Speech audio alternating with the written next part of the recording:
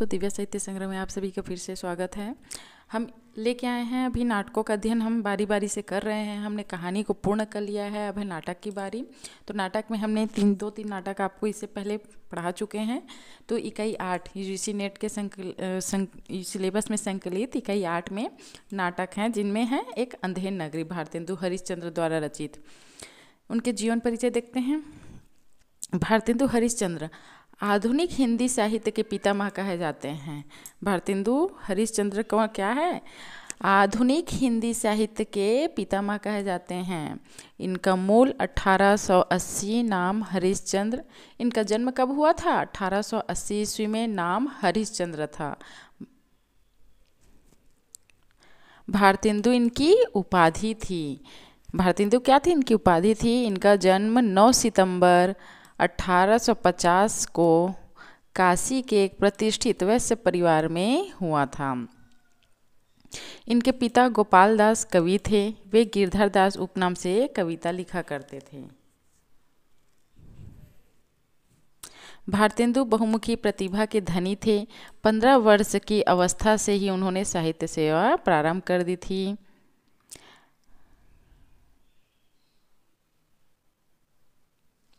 हिंदी पत्रकारिता, नाटक और काव्य के क्षेत्र में उनका बहुमूल्य योगदान रहा। 18 वर्ष के उम्र में ही उन्होंने कवि वचन सुधा नामक पत्रिका निकाली थी, जिसमें उस समय के बड़े बड़े विद्वानों की रचनाएं छपती थी। 20 वर्ष की महज अवस्था में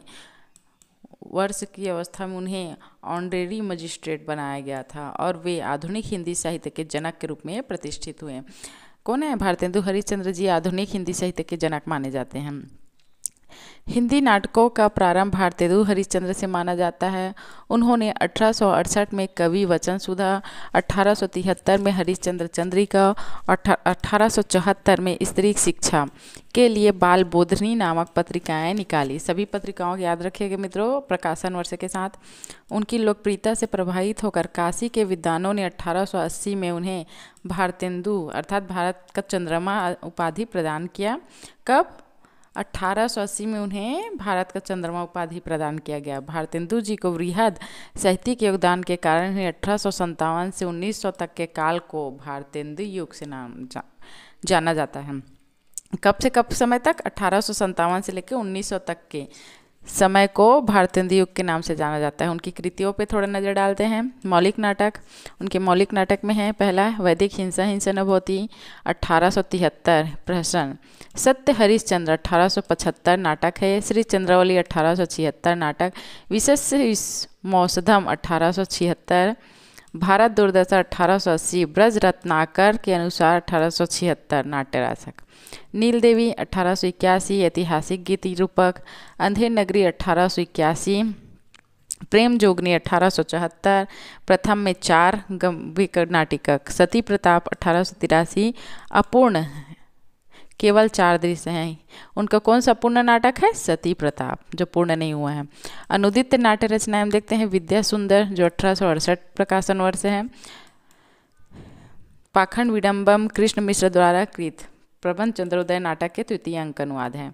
धनंजय विजय 1873 वे योग कांचन कवि द्वारा कृत संस्कृत नाटक का अनुवाद है।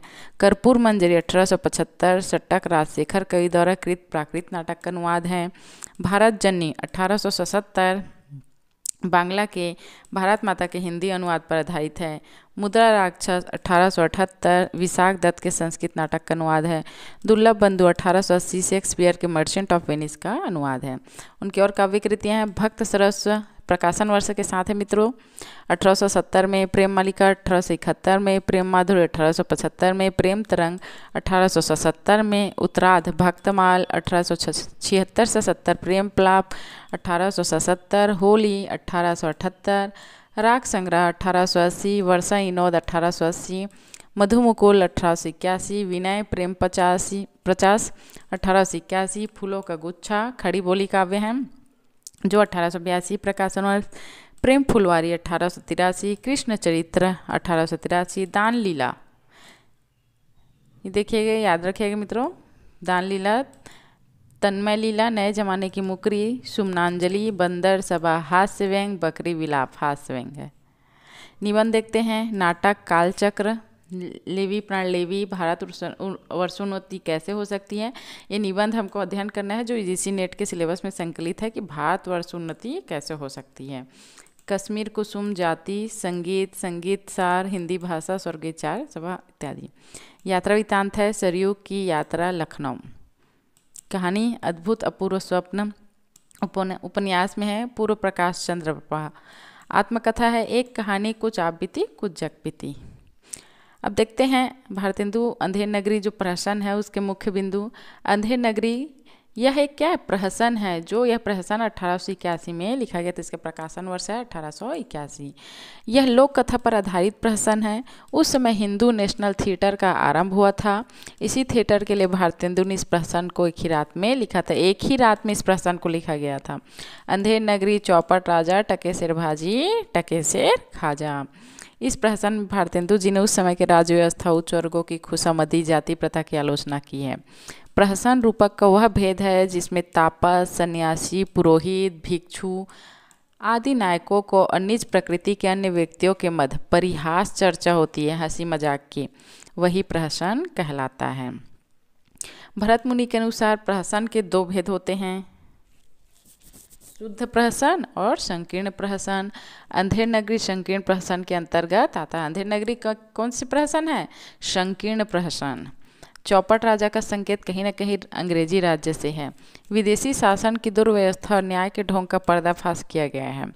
अंग्रेजी राज्य के सामाजिक और व्यावसायिक स्थिति का चित्रण किया गया है। लालच छोड़कर ज्ञानी और समझदार बनाने का नसीहत है।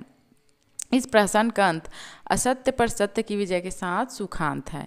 अब पात्र देख लेते हैं। महंत गोवर्धन दास, नारायण दास, कबाब वाला, घासी राम, नारंगी, हलवाई, कुजड़ीन, मुगल, पाचक वाला, मछली वाली, जात वाला, बनिया, राजा, मंत्री, माली, दो नौकर, फरियादी, कल्लू, कारीगर, चुने वाला, भिस्ती, कसाई, गडेरिया, कोतवाल, 4 सिपाही।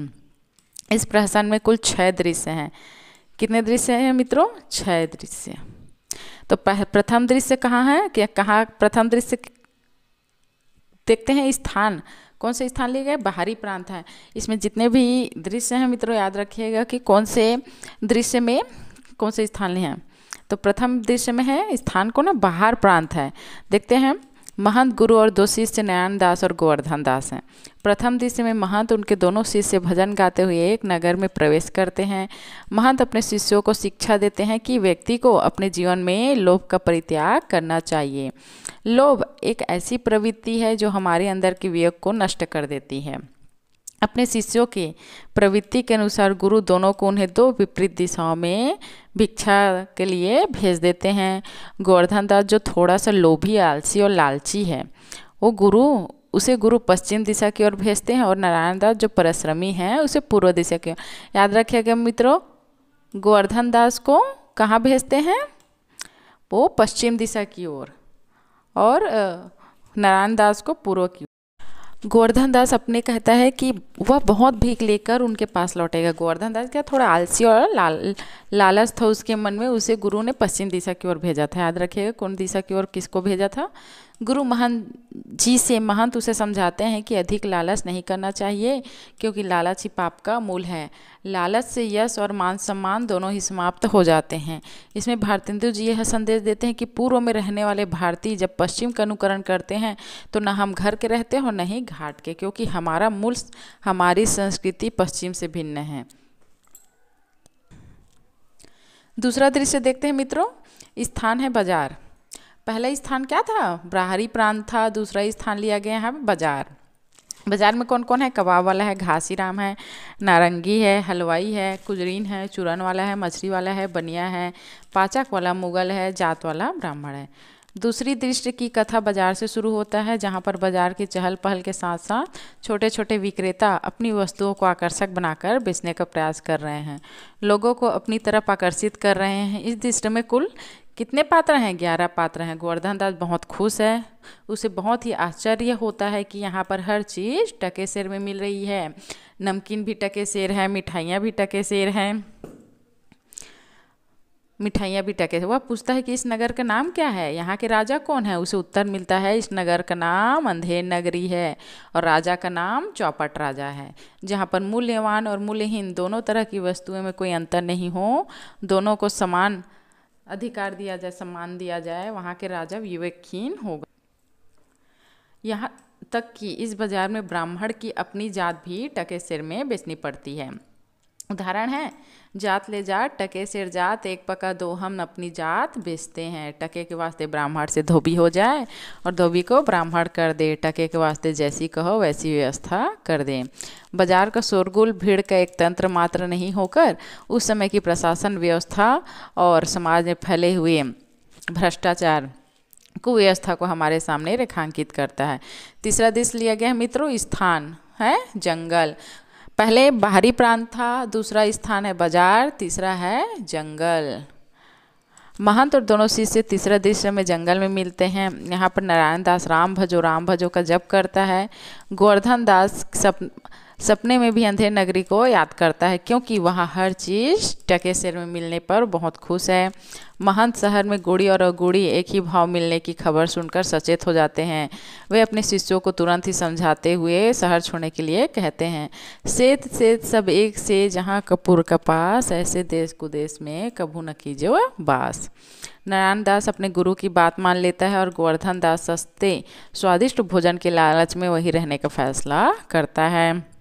यह कहकर महंत चले जाते हैं। जाते जाते महंत उसे कहते हैं कि यदि कभी कोई कठिनाई आए तो उन्हें याद करे ताकि उसकी मदद कर सके। अब चौथा दृश्य देखते हैं मित्रों, स्थान का है राजसभा।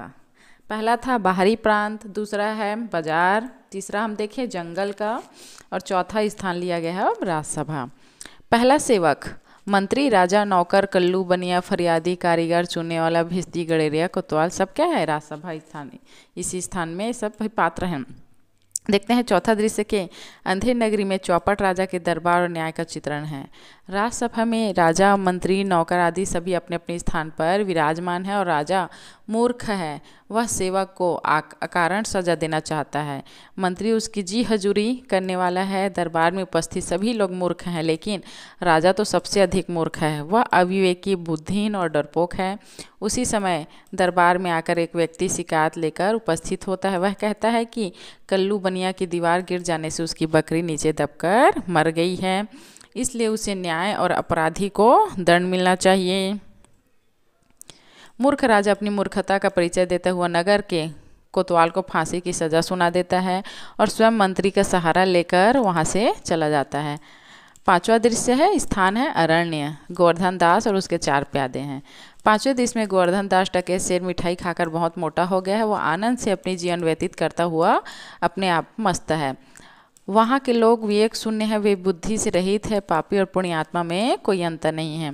मूर्ख राजा के प्रति लोगों में अंधभक्ति है। वह जो कुछ भी कहता है सब ठीक माना जाता है। उन लोगों का मानना है कि राजा न्याय नहीं कर सकता, सबको एक ही लाठी से हाँका जाता है। इतना सब होने के बावजूद भी गोवर्धन दास बहुत खुश है, क्योंकि उसे खूब खाने को मिलता है। वह सोचता है कि उसने गुरु के साथ न जाकर बहुत अच्छा किया। तभी गोवर्धन दास को 4 सिपाही पकड़कर फांसी देने के लिए ले जाते हैं। वे बताते हैं कि बकरी मरी है, इसलिए न्याय के खातिर किसी को तो फांसी पर जरूर चढ़ाया जाना चाहिए।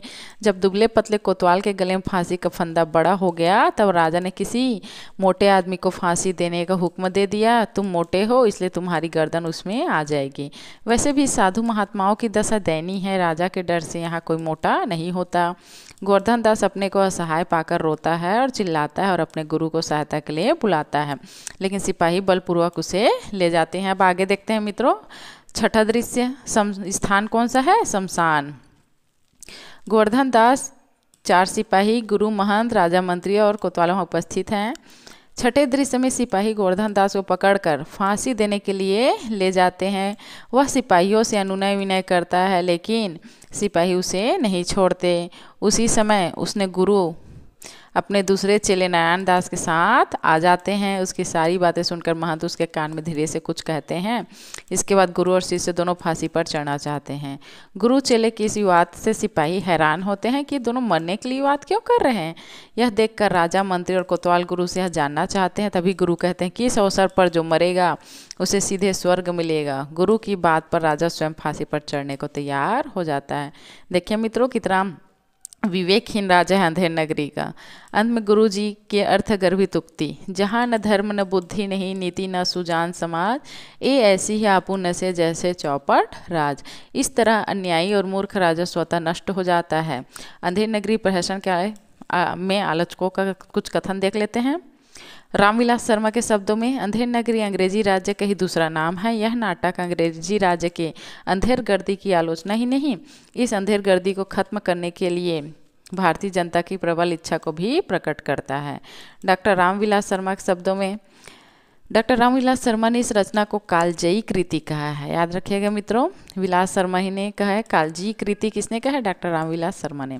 नेमी चंद्र जैन के शब्दों में, अंधेर नगरी में यथार्थपरकता और शैलीबद्धता का बड़ा आकर्षक मिश्रण है। लक्ष्मी सागर वार्ष्णेय के शब्दों में, अंधेर नगरी में यह देखा गया कि जिस राज्य में गुड़ और गुड़ का भेद नहीं, वहाँ प्रजा को राजा की मूर्खता के चंगुल में फंस जाने का डर बना रहता है। सिद्धनाथ कुमार के शब्दों में, अंधेर नगरी में यह चौपट राजा की कथा है जिसे न्याय अन्याय का भेद नहीं है और जो स्वयं फांसी पर चढ़ जाता है। इसमें तत्कालीन भारतीय समाज का बड़ा व्यंग्यात्मक और आकर्षक चित्र अंकित हुआ है। तो यहाँ पे अंधेर नगरी नाटक समाप्त होता है मित्रों। धन्यवाद।